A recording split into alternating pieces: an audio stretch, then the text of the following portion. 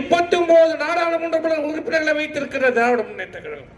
இது இந்த 5 ஆண்டு காலம் நாடாளுமன்றம் முடிக்க போகிறது. இதுவரை என்ன செய்திருக்கிறது? தமிழ்நாட்டுடைய உரிமைக்கு என்ன செய்திருக்கிறது? தமிழகத்திற்கு என்ன பெற்றுக் கொடுத்திருக்கிறார்கள்?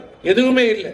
அவருடைய சொந்த வியாபாரத்தை பெருக்குவதற்கும் தாங்கள் செய்த ஊழலில் இருந்து தங்களை காப்பாற்றிக் கொள்வதற்கும் தான் பயன்படுத்தப்பட்டிருக்கிறது.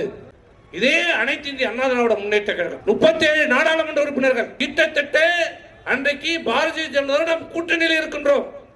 கூட்டணியில் இருந்த போதும் 1 மாத காலம் நாடாளுமன்றமே நடைபெறாமல் முடக்கிய இயக்கம் அனைத்து இந்திய அண்ணா திராவிட முன்னேற்ற கழகம். வீரவசமா பேசுறாரு இந்த ஸ்டாலின்.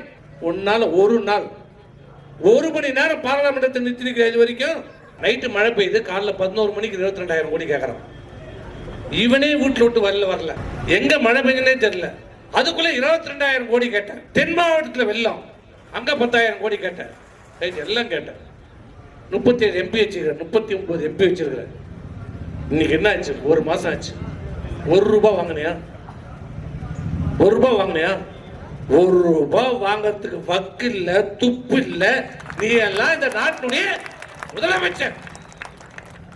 பேசுறத பாரு, வாய்க்கையே பேசுற.